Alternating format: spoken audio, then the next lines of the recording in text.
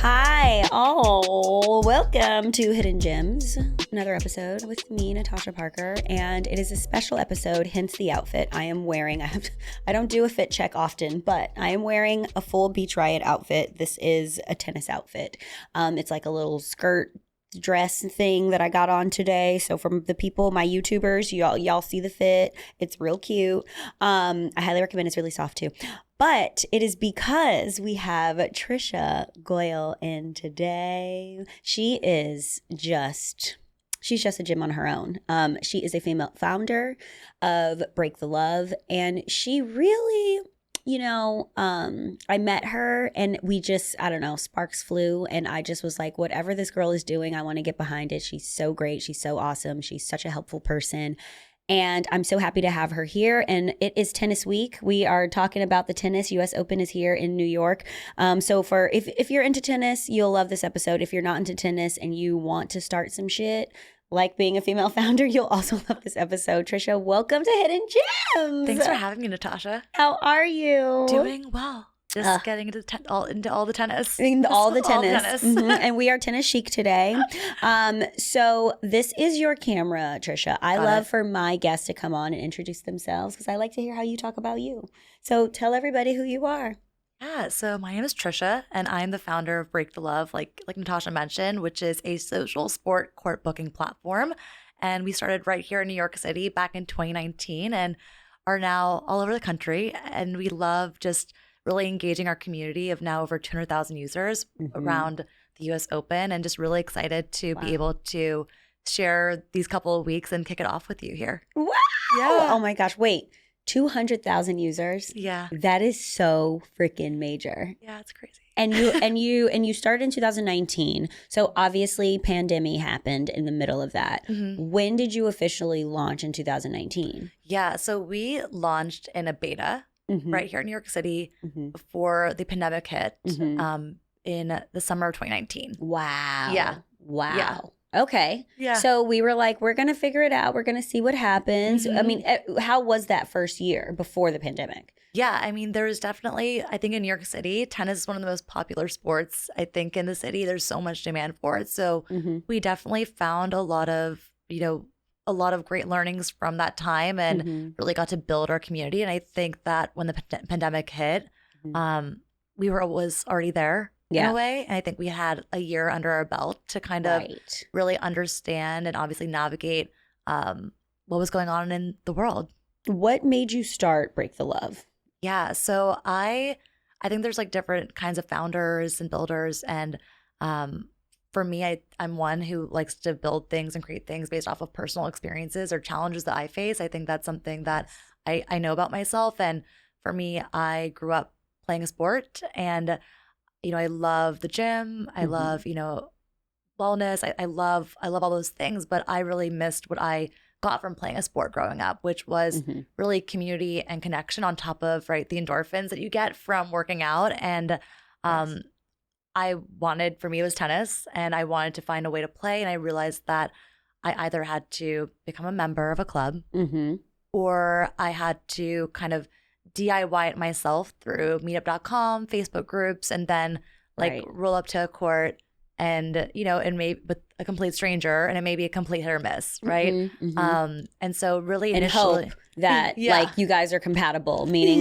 with the tennis, with the tennis, and I think too, to the point of it being social, that's a long time that you're going to spend with the person. It's at least an hour, and so after that I was like, I wonder why there isn't one place online when you Google that you can just find places to play and find people to play with in one platform in the space. And that's when the idea came together, and I was able to realize that there are a lot of clubs that actually could use, a booking platform to, have their business, out there in the world for people to discover and book. And on the flip side, I felt like there were people like myself. I realized there were other people outside of myself who really wish that it was easier to play a sport in a more casual way versus having to join a league or commit to a club experience. And so really wanted to find a way to make it accessible for anybody to play as little or as much as they want without having to necessarily subscribe to and commit, right, to a season-long league or a club, essentially. Yeah. Yeah, especially for like New Yorkers, it is kind of hard sometimes, depending on like, traveling, family, if you have kids or whatever, to like commit to the full thing. Yeah. And I think it's gotten even more so post-pandemic with like hybrid working and full traveling. And I think that I think our sweet spot has really been like building for the millennial or the Gen Z consumer who is busy, right? And who, again, just doesn't want to necessarily kind of, commit like time in a season or annualized way, right? Or commit honestly their dollars, right? And lock themselves into a year-long membership somewhere. Yep. Yeah.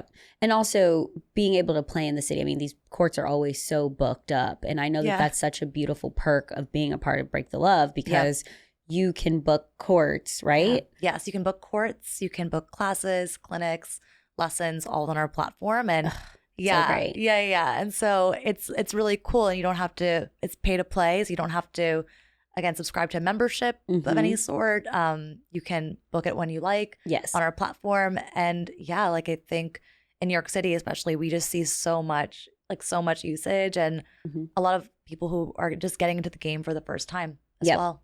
Which is really cool. Okay, but let's get into it. So before Break the Love, what were we doing before that? That's a great question. Background. So I used to lead product at ESPN, Giphy, started my career out at the Huffington Post. Yes. But always in like product, tech, design, a bit of marketing. And that was really my background. So a lot of just like consumer tech companies really is definitely like what I did for 4.5, 5 years. Yeah, 5 years before starting this company. Wow. Yeah. So that's great, because do you feel like working for these different tech companies and working for these different, I mean, obviously ESPN, sports, did that help you? Like I always want to know what foot came first. Was it like you said, you wanted to incorporate tennis, but because your life was kind of surrounded around this anyway, and you were learning these things from these businesses, what started first? Was it like, I want to do this tennis thing, or was like, you know what, I want to do something active, and then the tennis came? I would say, I think if we like take a step back, there's like careers, right? And like I knew that I kind of stumbled into tech, candidly, and early on I realized I loved consumer tech. So it was like, cool, like let me like pursue consumer tech. And that meant like I'm down to kind of do anything to like be in this space and like work on whatever work somebody will give me in product and tech. And so that's what happened when I was at the Huffington Post, where I was able to like learn the ins and outs of like building a product, working with the tech team, working with the sales team, learning all those things. And I almost felt like that experience, and almost every experience I've had has been like very entrepreneurial within a larger company. Okay. If I wasn't already in a startup. Got you. And so I always gravitated towards like a new problem or a new challenge whenever I made a career shift, right? Elsewhere with, if I went from HuffPost to ESPN to, the next company, I always really gravitated towards like, what is the challenge or the problem that I can, tackle, right? And like flex and like learn and grow in my career. There definitely had a point where, as I was getting into my mid-20s, I knew, cool, I like consumer tech, but I do love wellness and I do love being active. And I really wanted to be in that space, and I didn't know what that would look like. Yes. And I was open to what that would look like, I would say. And so it's like I could have, maybe I could have worked at another company in the fitness world, right? Yes. But I think I had this pain point that I was feeling, and I saw others that were feeling it, like many others. And I just really got super into solving this problem, just almost like the way that I made career shifts a little bit. Yes. I think that's how I naturally am. I think I like solving problems, and that can come in the form of being in a company, or that can come in the form of running my own company to solve a problem, right? Like I think there's different ways you can solve problems, but I do think that I love solving problems. I love the wellness space. I think like I also love community, and I kind of think I have like my own bent towards like community driven things that like help people achieve a more, well life, whether that's through your physical fitness or physical wellness or mental wellness. And so really, yeah, on my side, I think I shifted from, job to job, wanting to solve a problem. There hit a point where I loved a space. And at the time, I didn't really find something that kind of fit in that space that kind of used community as a way to be physically or mentally fit back in 2018, 2019. Yeah. Yes. I mean, HuffPost, ESPN, these are big companies like you were saying. What was it? Was there like a moment where you were like, okay, I'm ready to do the next thing? Or what was the thing that made you jump to different careers? Yeah. So I would say pre-starting a company, I really spend time always just kind of learning from people in and around the city and learning what they're working on and really just staying plugged in to honestly also to figure out what am I into, right? Like in my early 20s, I think every person in their early 20s is trying to figure out what you like and what you don't like and trying to get to as close to something that you like, right? And I think every time that I made a career shift, it was because I was like, cool, like I learned a lot and I did what I had to do. I did the job, like the job is done, like the job of solving this problem or these set of challenges, these pain points are done, and I'm done growing in this environment. Okay. And so for me, I think as just like professionally, and I think even actually personally, I believe in personal development and growth. Yes. And so whenever I felt like I was maybe stagnating, that's when I typically started to think about, oh, what else is out there? How can I, learn more? And so usually for me, like I didn't gravitate necessarily towards a certain company. I gravitated towards a set of people. Okay. And so if I met somebody and maybe they were recruiting, and then I was like, wow, I really want to learn under that person and help them solve that problem that they're trying to solve. That's usually what, for me, like made me shift from, place to place. And then the shift from working at a company versus being an entrepreneur, I think that is a decision to make. It's not an easy decision to make, right? There's a lot of things you have to consider, like your financials, right? There's a lot of things to consider. And on my side, there definitely was, yes, a burning passion to be in a space and solve, be in a space around, wellness, mental or physical wellness, right? And fitness, in some, way, shape, or form. But again, like I mentioned, I could have done that by working at another company, right? Yes. And what really was for me, I think the pivot was, I'd spoken with friends. I have friends who had gone to business school. I have friends who went into venture capitalism, right? I have friends who became co-founders of companies. I have friends who rose up to be VPs at big companies, right? And when I saw all of that, I just felt like, like I think like I'm ready. I think I was like, I think I'm ready to start something. And especially at the age of 25, 26, I kind of was like, if I have to start something, there's no like right time to start something. Okay. To be honest, like there's just, there's like no really like right time to start something. But if I had to start something, I'm 25, 26. I don't have kids, right? I don't have like responsibilities. When's a better time to try? You are a dog mom. I am a dog mom, but to be honest, I wasn't a dog mom at the time. Back then. I wasn't a dog mom even at the time. And wow. So it was really like, what do I have to lose? But maybe a little bit of my ego and like pride. Yes. For sure. Yeah. But like but like in your 20s, why not do it then? But why not do it then? Because if it doesn't work out, like, cool, like I'll get a job.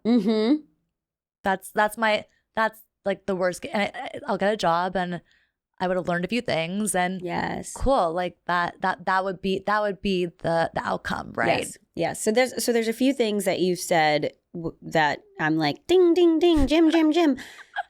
One thing that's very unique to your experience is saying that you kind of followed like a community and that you wanted to be a part of a community. And there is a book that I just read and they talk about how these big companies sell a certain community.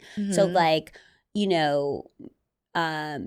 Mr. Diamond and Chase, like he's selling a community, right? Of like how people are. In the book, the guy talks about how one thing that how he picks like his leadership is like, would he like let this person hang out with his kids? And like that was like, but that's all a part of his ethos of like building his community of the people that he hires. So that I think is something, especially with the big companies, even Huffington Post, with Ariana, like there is such she's such a brand in herself in the way that she represents herself, but also her company, right? So you're subscribing to how this woman runs her company, and the same thing with the ESPN and all these, different companies. So that is something for our listeners to think about if you are thinking about a shift. That's just such a beautiful, unique perspective, because I think most people, like myself, you go on LinkedIn or you go on, Career Builder or Indeed or whatever, and you're looking for job titles. And, there are, Glassdoor is great because you can read about the founder, you can read about the community and things like that, which is awesome. But thinking about how you will integrate. And I know that like from a television background, Netflix is really big on that. Yeah. They're very much on, this is our community and this is how we work, and it's very different than any other company. And so they have like a whole like our culture tab, like when you go apply to a job, or you read all about their specific culture, because it's very different than anywhere else. So that's definitely a gem in the sense of like, what do you want to be a part of and who do you want to be a part of? And especially with startups, when you look at these people who are the founders or the people who started these things, you are, even you yourself, you have, like you said, you love community, you love wellness, you love this. These are things that people are going to subscribe to. So if you're someone who is super active and you want to be active and you want that to be a part of your job in a certain way, that's a great thing to think about if you're applying to somewhere, applying to a job in your space, versus if you're like, I don't want to be active. I don't want to be going here and outside, and I don't want to be on tennis courts, and I don't like to, maybe you shouldn't apply to be the social media manager there. You know what I mean? Totally. Yeah. Yeah. Even though social media is your thing, right? So that's just like a beautiful way of putting it, because I think a lot of people don't kind of think about it from the culture aspect. And so that's beautiful that you did that.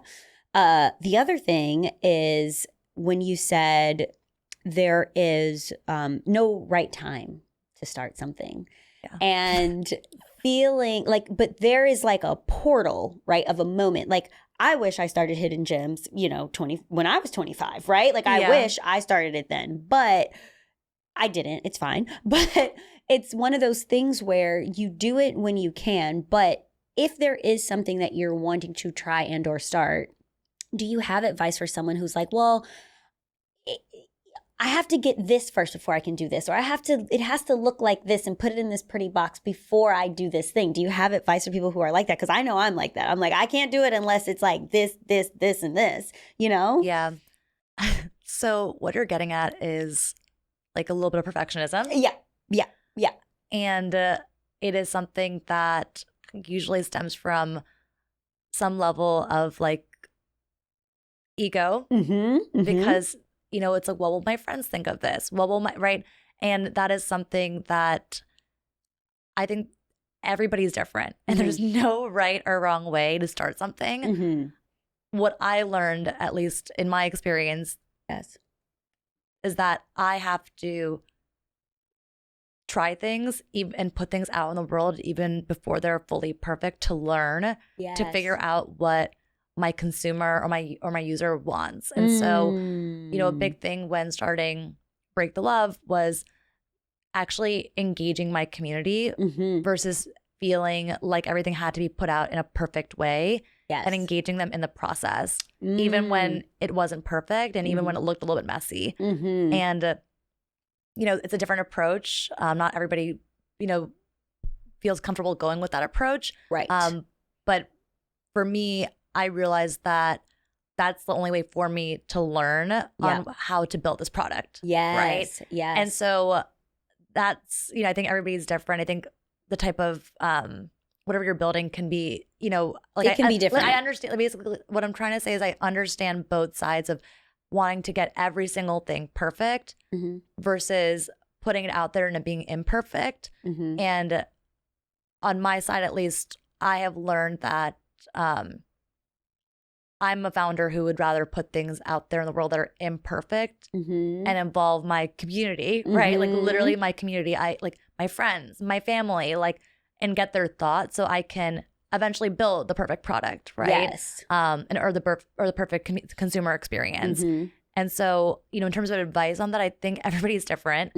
I have found though that people who usually are trying to get every single thing perfect in the first run versus kind of putting something out there and like figuring out from there. Yeah.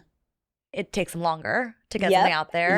And then sometimes I've noticed that I've seen from friends or those I've mentored that sometimes they never get it out in the world. Yes. Sometimes they never get it out. And then they have what if moment. Yeah. And, you know, there were just pros and cons to kind of each approach, really. But I think like my advice would be, of course, to put it out there if you're willing to, because then you'll know whether you want to continue doing it or not. Would probably be my advice to anybody who's trying to build something. But I do understand like the want and the need to want to get every step right for it to feel perfect on the first run. Yes. Yeah. So when you sat down, you said you're addicted, or not addicted, you're really into growth, and so am I. And to your point of putting it out there imperfectly, even if you crossed all the T's and dotted all the I's, if whatever you're putting out there is going to be successful, it will have to grow. Yes. So it's never going to be perfect. Yeah. It's never going to be like done. You know what I mean?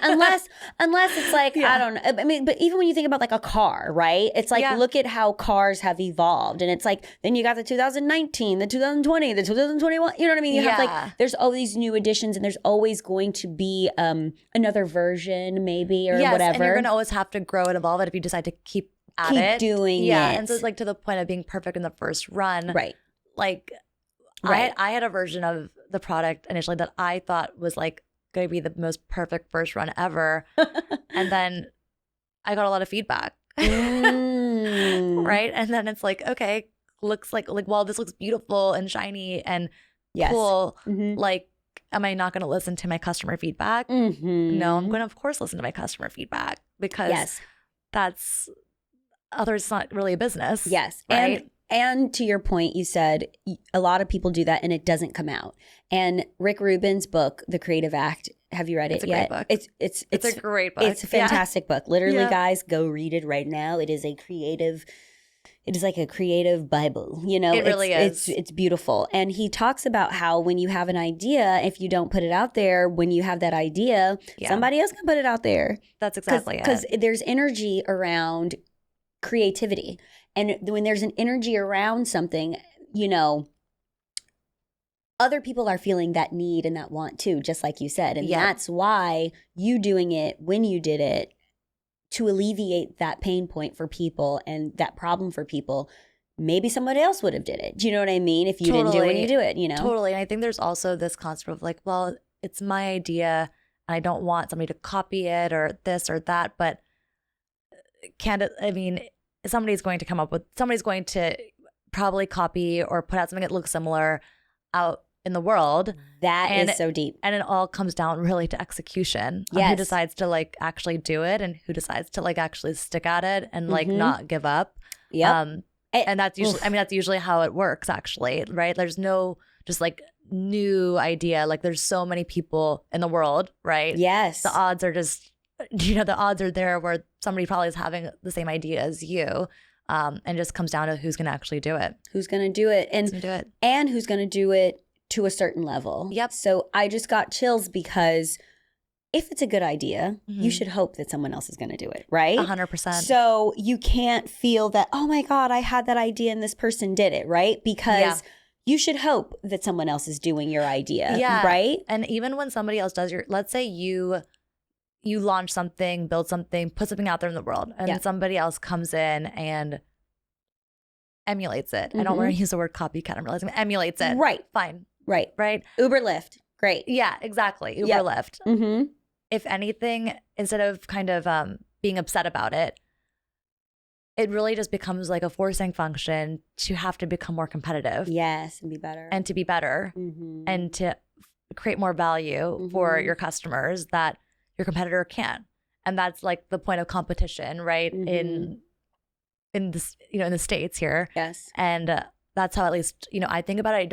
I think it's a hard thing to train the brain, though, to think of it like that when you're putting it in your blood, sweat, and tears, building something, right? It's tough. But that, I think, it's almost like when people say that when somebody wears the same dress as you, you can either be annoyed or irked, right? Or you can take it as a form of flattery. Yep. And that's the thing, like being an influencer and being a content creator, there's always like people talk about like gatekeeping, I don't gatekeep anything, because I'll be like, if I'm wearing it, I love it. If I have it, or it's on my body, or it's a product that I use, I love it and I want other people to use it. And that's always been my mindset. And so that's why for me, it's so easy for me to share when people are like, oh my God, where'd you get that? Blah, blah, blah. I mean, I literally back in the day, like before influencing was a thing, I know people that would have like a shirt or a dress or whatever, and they would tell them the wrong place. They'd be like, oh, I got this from blah, blah, blah. And it was wrong. And I'm like, but you didn't get that from there. But they didn't want anyone else to have it, but to your point, from a branding standpoint, speaking of like people copycatting or, doing something that you're doing, how do you find with Break the Love, what was your mindset behind the branding of Break the Love? Because it's great. Thank you. For us, we really focus on the people, even though our core product is the booking of a court or a class, essentially, right? Yes. So I think a big thing for us was just we really decided to focus on the people. Yeah, I would say like what we really stand for when we look at the Break the Love brand is really creating access for anyone and everyone to play a recreational sport or activity. That's what we stand for, right? So when you distill that as your ethos and as your mission, that comes down to people. Yes. Right? And so we don't really, when we focus on our, like, for our branding, we really lean into the people over funning up the product or the tech. Yes. Or, right? Because even when we think about bringing on clubs to our platform, they're all run by people, right? By humans. So when we think about community, we think about it on both sides of how do you create a community for obviously people to play and find their sense of belonging and find their community, right? And feel inspired to want to, encouraged to want to go out and play in the first place, because sports can be scary. Yep. Right? If you're new and you've never played a sport, or maybe you played like on your JV team and haven't touched a racket or a club or like a hockey stick like in years, it can be intimidating to want to go and play a sport versus, using your Peloton or going to SoulCycle, right? Yes. It just can. And so I would say, for us, when we thought about the brand ethos, if you just boil it down to, okay, cool, our mission is to create access for anyone and everyone to play recreational sports. And then from there, it's like, okay, what will inspire anyone and everyone to play recreational sports? It's being able to see people like them doing it and feeling happy and finding joy in it. And so for us, when we think about our branding, we always think about people first over product, right? So the product is the court, but like we focus on people first. Yeah. And I would say, second, kind of to the point of people, it's like friendliness and education, right? Yes. So that if you have a question, we have a concierge where if you have a question on what racket should I buy, or what lessons do you recommend I should take, or which pro do you think I should learn from, given that I played high school lacrosse and have never played tennis before, right? We have a concierge that literally provides recommendations for free, actually. We don't charge for like our recommendation service. And sometimes our recommendations will be something that's bookable on the platform. Sometimes it won't be. And that's okay. And that's okay for us not having to, monetize that interaction. Right. Because it gives us an piece of insight, or it gives us feedback, right? Yes. You coming back to customer feedback that, oh wow, like there's a lot of demand for people who want to learn tennis in Maryland. Right. We should go out and ensure that we get courts on our platform in Maryland and make sure that we also have classes and clinics and pros, because we are seeing so much demand to our concierge service for, requests wanting to learn tennis in Maryland. And so it really kind of for us informs, again, our entire roadmap of when we kind of get this customer feedback, when we're leaning into community and people and really allowing anybody to give us feedback actually, and, be a part of our improvement of our service and our offerings and our product. Yeah, no, that it makes so much sense to, like you said, leaning into people, because it can't, playing a sport, especially a competitive sport, against someone, it can be intimidating. It's scary. And so when you have people on your platform that look like everyone, anyone, it's not like some people just lean into the celebs and just putting that and the athletes and blah, blah, blah. And it's like, it's not that. It's like you go on your platform and you see people that are like, oh, wait, they don't even know what they're doing, but they're having fun. You know, and that when you can burn calories, be active, create community, and have fun, that's what's so great. And I mean, your events are always so fun too. Thank you. Yeah. No, I mean, and that's what, again, people over product for us is the key. And again, going back, it's funny, it really goes back to where we even started on, do you put something out there in a perfect form or do you not? We've just really leaned into, again, embracing putting things out there, pretty or not, and evolving the product based off of the feedback. Yes. Which is harder said than done for many brands, I would say. And right. It takes a bit of, discipline in your culture and discipline in what you'll invest in. Versus not, and dismantling the ego. And it is really dismantling the ego. Yeah, it's a hard one.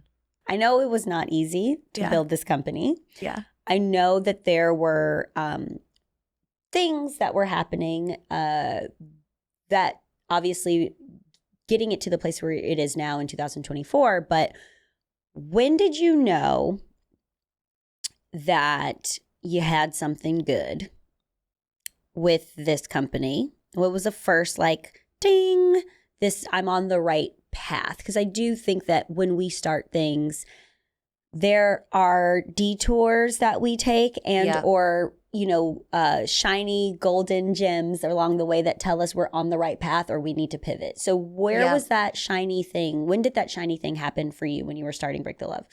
I would say it was in between 2021 to 2022. I feel like was when we really started finding that light bulb moment, if you want to call it that. Yes. And it was when the motion of what we were doing, it started repeating over and over again. And so I think you have an idea, for lack of a better way of saying it, you're throwing things against a wall and just seeing what sticks. Yes. Something sticks. Okay, cool, it sticks once. But when it starts to stick second time, the third time, the fourth time, the fifth time, all in the same way, that's usually when it means, okay, something here is working. Yes. Right, something here is working. I can't ignore that this thing is working, because now it's been working not just once, which is luck, not just twice, not even just thrice, right? It's at this point, it's happening over and over again. And what was that? For us, I would say a big thing that we saw a lot of demand for were groups wanting access to our courts, or to, just really to our courts, our classes, clinics that were on the platform for, corporate activities, corporate team building activities. Yes. Or for groups of friends that maybe they were, especially during the pandemic, right? You had so many people who were maybe quarantining together? Quarantining. Yeah. Sorry. What was it? I'm I forget COVID. Literally, thank God. Get it out of our brains. I was what was that thing we did during COVID? It's quarantining. Yes. I picked it up. Yeah. It was during a time that we saw groups of 12 wanting to book out courts and pros to, host their own, pickleball experience, or to host their own, private group tennis experience, right? For them and their, 8 to 12 friends. And so we started seeing a lot of group-based bookings. Yes. So I think you kind of have two types of behaviors on our platform. It's you're either somebody who is signing up solo, or someone who's signing up with a friend. Yes. Right? And so we just saw that there was a lot of demand for I would say group-based bookings. And when that started happening, we're like, okay, cool. Like we can logistically actually like, execute and operate and like service, right? Service these like group-based bookings. And so I would say like group-based bookings for us became like a pretty big part of the business. And like you see it, we have a lot of classes on our platform than a typical booking platform. A lot of booking platforms have being able to book a court, which is great. But we just see that so many, to the point of us being a very community-centric platform. We see families wanting to, book, courts with clinics or the pro for, even like we see it for like bachelorette parties. Yes. Or like, right, bachelorette parties, like weddings. Like we see a lot of that as the group-based activity, right? For people to do. So I would say like group-based bookings became a pretty big thing for us, especially during COVID. And I think that has, that's a big part of our business today. Yep. But we are seeing people who are now starting to book direct, book solo, right? And we're seeing that as people are going back to the office, people are, wanting to, after clocking in, right, like a 9 to 6 p.m. day, they want to play tennis or pickleball or now golf instead of hitting the gym, right? So I think we're starting to see the behavior kind of come back too, where people want to use a sport as a way to kind of just like unplug more frequently after work. Versus before, you saw a lot more group-based bookings for people who, they're stuck in their home, right? And they want to get out. They want to get out with their friends or their family that they're quarantining with, and they want to be really seamless, and they want to be maybe more than just an hour long. And so I would say like group-based bookings for us during that 2021, 2022 time, which was like the prime, it was kind of 2020 happened, right? COVID happened. And I feel like you saw the residual effects of like, Zoom world, et cetera, go all the way until really 2023. Amazing. That's amazing. Yeah. Yeah. So that's okay. So we found the stride there. So going into the next question, when all of this was happening, how were you building this and balancing the personal life? Was our personal life non-existent? What was happening there? That's a great question. So I think this is like, building a company is like, it's really hard. It just, I don't think there's really a way to sugarcoat that. And it's not for everyone.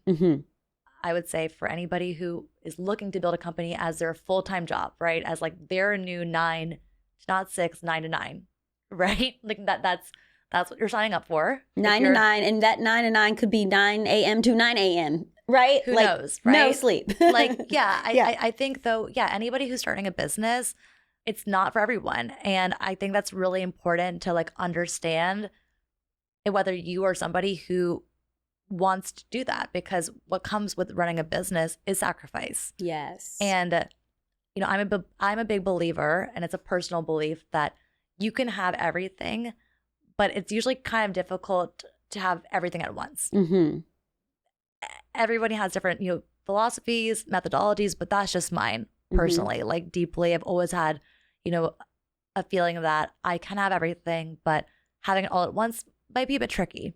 Having everything meaning like when people say as a woman having it all, is that what you mean? Yes, like having it all. So and also it looks different for everyone. Yeah. Right. And what does that look like for you? I think this concept of work-life balance, but maybe having X amount of income and Y amount of freedom and like Z amount of like, I think there's like, it's really different for everybody. But for me, if I had to like boil down my like, can I have it all? Right. There is, a world where I want to, spend more time, a point in my life where I want to spend more time with my family and my friends versus a time where I really want to hustle and I really want to build something in my as my full self. 2 times where, right. Like I think for me, it comes down to like being able to spend time with my loved ones and work. And going into starting this company, I knew that I was going to have to sacrifice my personal life. Okay. For sure. I knew that going in. Because I had spoken with other entrepreneurs who started companies before I leaped, right? I did talk to other entrepreneurs. And I said, it's like, hey, it's going to be difficult running this company, right? you're not going to be able to necessarily go out to all the restaurants and all the bars and all the things that you maybe used to do, right? And so, there were times where maybe I did miss, certain moments that I wish I could have been there for my friends or my family. And you can't get that time back. Yes. But that's a choice. It's a choice. And so I think that in terms of just, building company, finding balance, I think finding balance is really important. I think there's a time when that can happen. And, now that I'm nearly 6 years, about to hit 6 years in, now I focus a lot more on boundaries. Now you do. Now I do. Okay. Now I do. I think that though in those first, early years, and when I was still throwing things against a wall, trying to see what sticks, which is like phase one of starting a company, which is like finding product market fit. Yep. Like I did dedicate day in, day out to this with no real boundaries when it came to like work. Right now, I think again, being 6 years, 5 to 6 years into this, I've started building certain boundaries. I started building certain boundaries with my friends. I started building certain boundaries with, work. I've started building certain boundaries with family on the way that we decide to spend time together and how we spend time together and how we allocate that time. And so I think, in terms of finding balance, it's definitely tricky. Yes. I think any founder, any entrepreneur will tell you that it's tricky. Yeah. And it is a part of what you're signing up for when starting a company, I would say, as your full-time job where you're employing people. You're every day, right? You are basically you're thinking about not just your own salary, but you're employing people. So it's a little bit different. Yep. Yep. And so it's like I think balance is something that can be achieved, though. So it can be achieved. So I'm all about acceptance here and like accepting ourselves and who we are. Yeah. And obviously this number can change and it will probably change, but like certain people, like my dad, he is a worker. He wants to work. He's just like, he's a life path number 4, numerology, if you know about that. Like he is a worker bee. He wants to work. He's always been that way. He comes home. He wants to cook dinner. He wants to, like he's just a busybody, right? Yes. In his mind, and I'm speaking for him right now. I don't know. But in his mind, it's like on a scale of 1 to 10, he would rather be working. If 1 is not working, 10 is working all the time, and 5 is like the balance of the middle. Yes. He would rather be working an 8, right? Like that, for him, that feels good to him. He has accepted that for himself. That's what he wants. And obviously that number has changed as he gotten older and time, right? Right. From time to time here. But that is who he is, right? Yeah. And that makes him happy. So when he's at a 5 and he like can't work, like he had a surgery and he couldn't work, he was miserable. Do you know what I mean? Like he didn't like that, right? Yeah. So there, but that he has accepted that about him. Our family, as a family, we have accepted that about him. You know what I mean? It's just something that is that. So for you, on a scale of 1 to 10, when you were starting this, what would you say the scale was versus now, where you can kind of, you're in a stride. You're almost 6 years in. You kind of make these boundaries more intentional. Yep. Where is that number now from then to now? That's a great question. I mean, I was definitely a 9. Okay. I was definitely a 9. I love to create things. And I was definitely a 9. Okay. I will say that the things I did not forego were my own physical fitness. And like for me, like it'd be tough for me to work and not get outside and walk my dog and also play tennis, right? Or like move like for me, like I needed that. Yes. So that was like my one, I would say, like non-negotiable. Oh, good for you. Good in general. For you. And so I think that was my one non-negotiable. But yeah, it was definitely a 9. I waver on the scale these days because I think like to the point of acceptance, right? I think that I love creating things. I think I like creating things. I think I probably am somebody who could maybe take a break for 6 months at some point, but then I'm probably going to want to do something Right. Something else.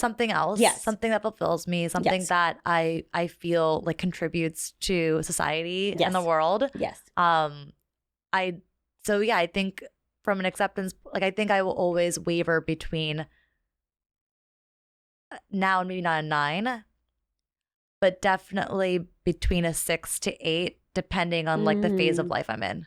Yes. You feel good being a little more than half, like in the sense of work. Yeah. Like I think it's always going to be between a 6 to 8. Yes. And at some point, like I'm going to get to an 8, but then it's like, okay, it's been a second. Now I'm down to be, a 6. Yep.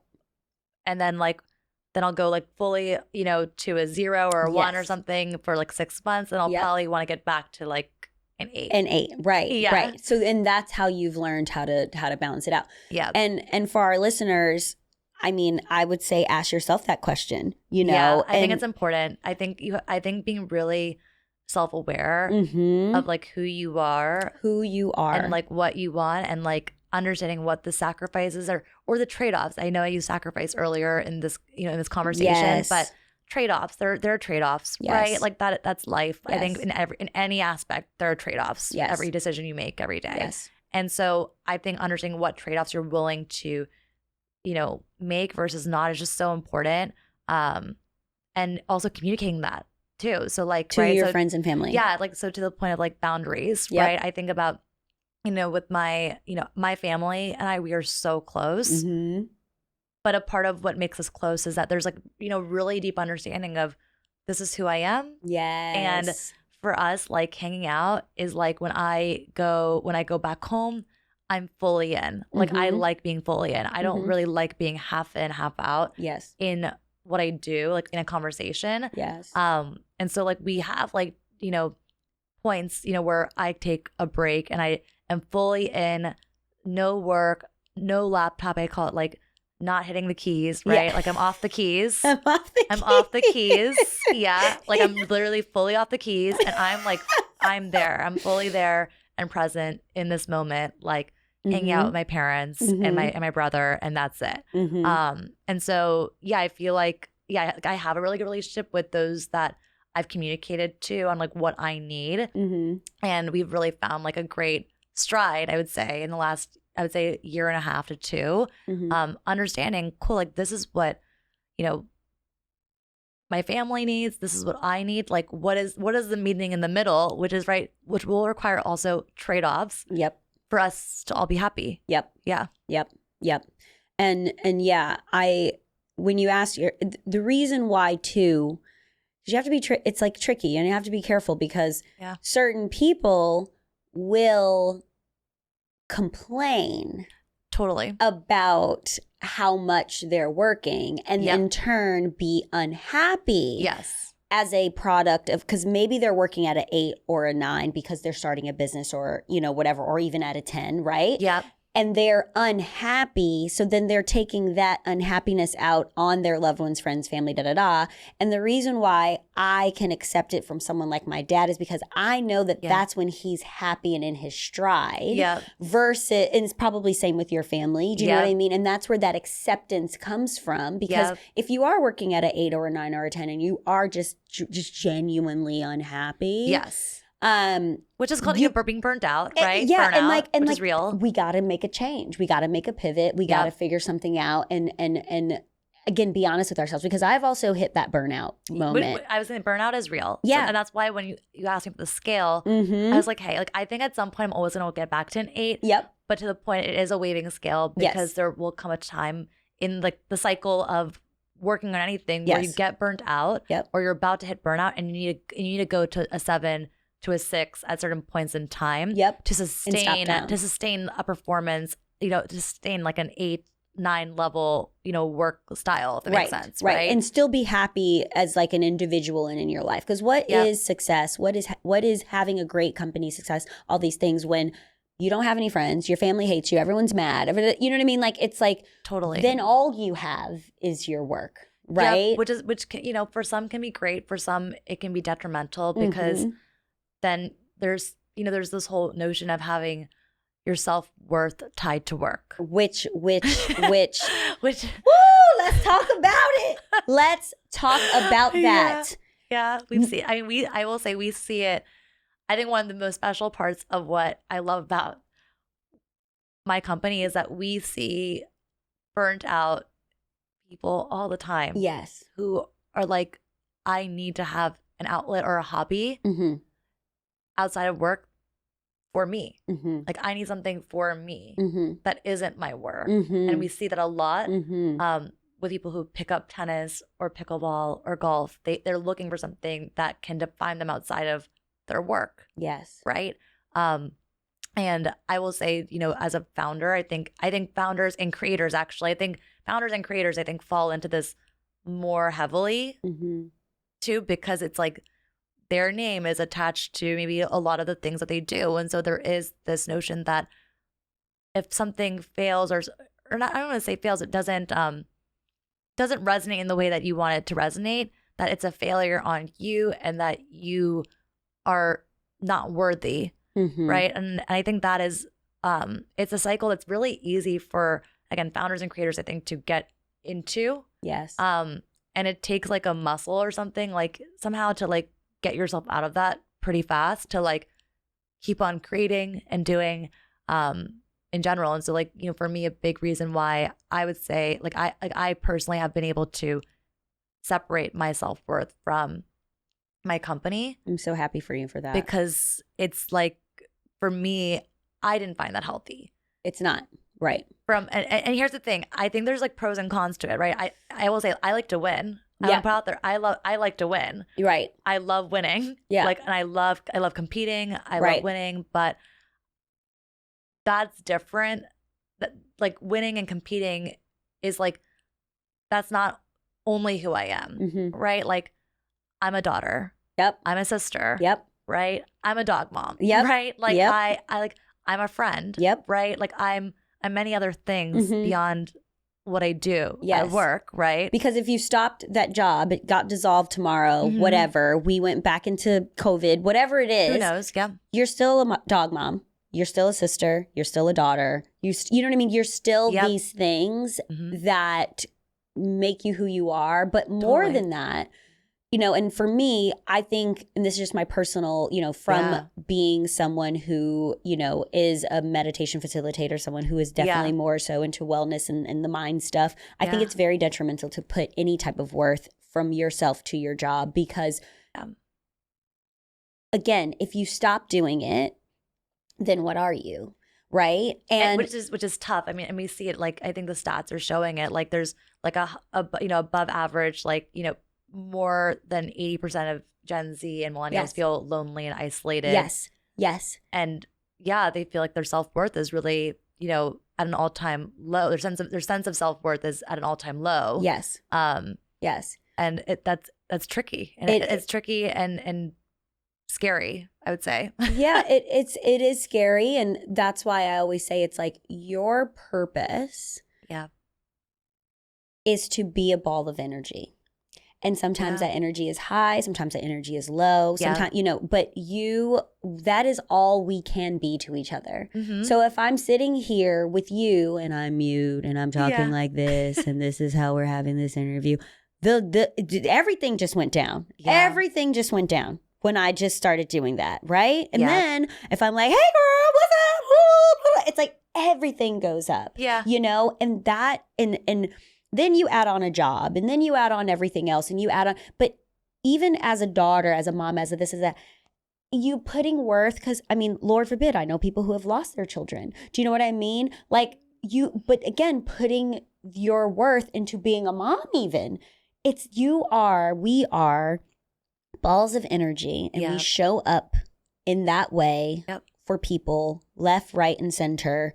And that is our only job. That is our only real job as humans. Now, when you get employed by a company or you start a company, you do all these other things, you have a task to perform. And like you said, you are a winner. You like to win, right? And so you can win at that task and you can win at these right? things. Like the job to be done, right? This is like the job. Like what's the job to be done? Exactly. And that's just different. It's just different than who you are, though. Yes, exactly. And so there are people that you know, even you see this a lot with famous people too. It's like they put their worth next to their fame. Yeah. And then there's people who, like, I was just reading an article about Josh Hartnett, who I'm obsessed with, but he was so good as an actor and then he just went away. And he was like, I mean, like, people were threatening my life. Like that, I had to go away. And if he put his self-worth into being in the next big movie or the this or the that or da da da da, well, then what, right? Putting your worth into your following on Instagram or this or that, or, you know, how successful your company, it's a task where you're doing these things and how you show up.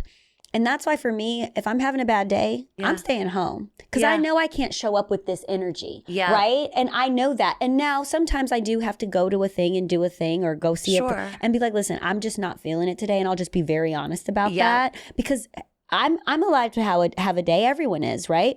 Totally. So it's putting your worth into the energy you can provide to people. Yeah. And I think that, you know, I even had this conversation with a friend of mine who is a lawyer for a lot of really famous people. And she's really great at her job. And she puts a lot of pressure on herself to be this thing. And I'm like, girl, you don't have to ever talk about work with me because we're transferring energy to each other as women, as powerful women in our being, not because of our job, but in our being. And like that's something that I saw in you, in your being. You were like, I am determined, period. Do you know what I mean? Like here's the thing. I think that, and what I mean, sorry, you know, when I said like I like to compete, I like to win. Like I love being on a team. Yes. And like having a sense of purpose. Yes. And getting the job done. Yes. Which you know, getting the job done and getting the job done really well, because that's just how I like to do things, right? Everybody's different, but that's how I like to do things. I like to lead teams and like garner them and work together to, you know, do something really great for society. But you're also a woman. Yep. You're also a minority woman. And being in a high position, especially at different companies, you, and also American, like, I mean, look at the Olympics, right? Yeah. It's ingrained in us to be winners, to try to win. To try to win, right? Yeah. It's culturally, like you're in elementary school and like, right, it's like, who's going to win the spelling bee? Yeah. Like, who's going to get the A+ in class, right? Yes. Like we're, societally, we are like, yes. Yes, that is us, right? So it makes total sense why you are the way that you are and why you want your company to win and be successful. But regardless of your company winning or being successful, you yourself will create something different if it isn't. And you can't tie your self-worth to that because the company has a job and it has a purpose. Totally. And if, like, again, circumstances, life could happen. Look at how many companies failed during the pandemic because people just couldn't go out of their house. Yep. You know, look at the hospitality business. Look at tough. Look at all these different things that was tied around people showing up and customers coming. Yep. Right? So that's not to say that those restaurant owners aren't great chefs, cooks, whatever, blah, blah, blah. It's just the circumstances. And that's why it's so important not to put our worth into these careers and these jobs because circumstances, life can just go flip right upside down and none of us can leave our homes. Totally. Exactly. We saw it with businesses, right? And then I think also too, I think that sometimes who you are at work is different than who you are personally because you have to maybe do things that are out of your comfort zone to get the job done, right? And which is like, you know, I think like I get, again, I want to put it out there, I get people who do put their identity into work. I get it too. I get it. I understand it. I empathize with it. I have found for me, and again, this is me definitely as somebody who runs a company, I have found ever since I have taken myself out, I've taken my self-worth mentally out of work where I'm like, cool, I love what I do. Like, I love what I do. I love my team. And what I do, not who I am. Yes. What I do. Exactly. I love what I do. And I love that I get to spend my days working on solving these problems and helping, you know, these business owners run their business and helping people like get out there and like be active with their friends. Like, I love that so much. But I actually make like my decision making as an owner is so much better ever since. Yeah, I remember it hit me it was in 2021, kind of early on in my journey. I was like, I love what I do, but it gets a little bit, it's tough for me to be really objective for the sake of actually my team, right? That, I want to, I love my team so much. Like, they work so hard. And for me to be a really great leader for my team, I actually found that I had to take myself out of the company on a personal level and like separate what I do and who I am. Like, very, like, basically in the first couple of years of running the company. Wow. And I found myself I found myself making better decisions. Like, I found myself like recruiting, like, people that I might have that weren't like me, right? That weren't always like me, which is really important when you think about not just diversity as, for diversity's sake, but diversity of thought and being able to be challenged to like create the best thing possible. So, like, I think there's so many benefits that I have found in separating the two, and being able to, this is who I am and this is what I do. Yeah. And that's beautiful too. And you can carry it in so many ways, because it's like, that's you putting the company first versus yourself, which could at some point be different, right? Like, I really want to go start a thing here, but the company is going to do better here. So I need to do this, right? Or what have you. But it's the same thing with like a family, right? Yeah. It's like, what's best for me might not be what's best for the family, and putting the family first. And I think that was a ding that kind of went off in my head when you realize, like, again, the sacrifice, because when you take out ego and you do sacrifice your benefits and put it into the company's benefits, and you see it as a separate entity, I ultimately think, and the same thing as the family too, I ultimately think that is the ultimate growth, because we are two separate entities. There's me, and then there's the company, and then there is me, a part of the company, right? Yeah. And here's the thing. I think everybody, whether you run a company or not, you spend so many of the hours and your days lived working, actually. Yes. Right? And so it's really a blessing to be able to to spend those days working on things that you care about and or with people that you really like. And if you're really lucky, you get to do both. Yes. Right? Like, I think that's kind of like the way that I've actually, even before starting this company, I thought about every career move I made was, do I either love the work or do I love the people? Usually, like I mentioned, I prioritize people. Yes. Because usually if you work with great people, it doesn't really always matter what you create. It's probably going to be great. Yeah. Yeah. I think that's amazing, intense growth, and I'm obsessed with it, and I love it. And I'm so happy for you, and I love this company, and you know that already. But with everything that we're talking about, I would have to ask you this question, and it's a little personal, but with the way that starting a company, having it all the things that we've been talking about, do you see yourself having children? Oh, that's heavy. And this is, I mean, whatever today is, the end of August today, how you feel about it, because I think obviously someone could be listening to this and be like, yeah, of course she has all this time to do this. She doesn't have 3 kids and this and that, and blah, blah, blah, blah, blah, blah, right? That's a great question. Yeah. This is your life right now as a, non-married single woman who does not have children.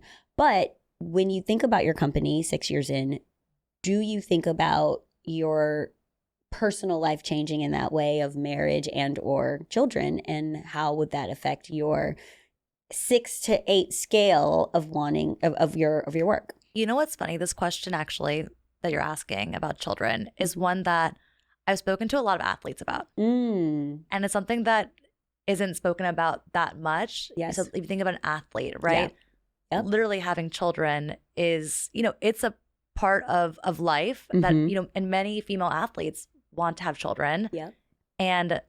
But there really is, an impact to their career, because it's a very physical, right, career to have. Yep. And having a child changes your body. It just does. Yeah, it does. And so it's something I've actually been, talking to more female athletes than less over the past, I would say, year. And it's interesting because I do see myself having children. I think timing is it's all about timing. So the point of having it all, like, it's all about timing. Yes. I think what is really cool is we're seeing a whole new breed of female founders who are starting to run companies who have children. Yes. Which is really exciting to see. And so it makes it a lot more achievable. Yes. Even though I know for sure it's there's sacrifice. It has to be difficult. Like, yes. It is difficult, but we are seeing a breed of many new female founders coming onto the scene, right? Who are running really successful, VC-backed companies. Yes. With children. Yes. And so I do see myself having children. I think timing, of course, is something that you have to think about more. Yeah. That's all, right? Yeah. And luckily there's so many ways to now have children and like time things in a way that makes sense for whatever somebody's journey is. But I do think do see myself having children. Yes. But I don't think I see myself not like building something. I think I would want to do both. And I've definitely seen we're definitely seeing people do it. Yep. I've spoken to a few people who, maybe they started a company and then had children in between in the lifespan of their company. And, sometimes they've told me actually that, or I've heard, that having a child has made them way better at prioritizing. Yeah. Like because like you really just have to. Like really good at prioritizing their time. Like actually better operators because they now understand this whole notion of they're able to focus their teams better because they can prioritize better because they now have to really focus on their time. They can't waste time actually, right? Yep. And so I think, at least what I'm seeing just from, spending time with, athletes, female founders, what you're now seeing, right, in and around, Instagram and the internet, female founders who are having kids and, again, running really big companies. I think it's really exciting for moms who, to be able, for moms who want to start a company and start something new and be able to do that. And I actually think, too, for those who, do have kids, I think there's also a whole set of pain points and problems that only mothers, by the way, are kind of the best people to solve those problems. Yep. And I think there's so much in childcare, healthcare, there's so many opportunities just even in that space. Yep. That I think moms are so well positioned to be able to build those companies and solve those problems for. Yes, I agree. All right. Lastly, what are you most excited about for the U.S. Open?